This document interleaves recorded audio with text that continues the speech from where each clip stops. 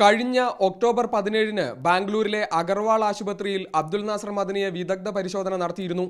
ഇടത് കണ്ണിന്റെ കാഴ്ച പൂർണ്ണമായും നഷ്ടപ്പെട്ടുകൊണ്ടിരിക്കുകയാണെന്നും ശസ്ത്രക്രിയ നടത്തിയില്ലെങ്കിൽ കാഴ്ച വീണ്ടെടുക്കാനാവില്ലെന്നും റിപ്പോർട്ട് നൽകി.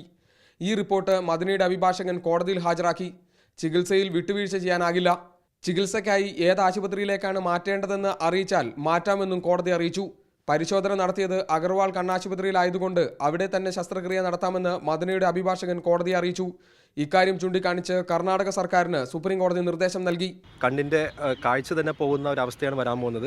ഒരു ഡാമേജ്, ഇറപ്പറബിൾ ആയിട്ടൊരു ഡാമേജും ഉണ്ടാകുമെന്നുള്ള റിപ്പോർട്ടാണ് വന്നത്. അത് ഇന്ന് സുപ്രീം കോടതിയിൽ നമ്മൾ കാണിച്ചു.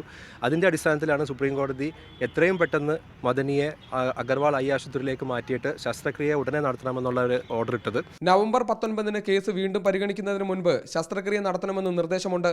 ആശുപത്രിയിൽ മദനിക്കൊപ്പം സഹായത്തിനായി ഭാര്യയ്ക്ക് നിൽക്കാം. മദനിയുടെ ജാമ്യാപേക്ഷയിൽ കക്ഷി ചേരുന്നതിന് സുപ്രീം കോടതി കേരളത്തിന് നോട്ടീസ് അയച്ചിട്ടുണ്ട്.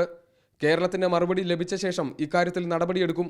Justice H L Gokhale, J Chelameswar എന്നിവർ ചേർന്ന ഡിവിഷൻ ബെഞ്ചാണ് കേസ് പരിഗണിച്ചത്.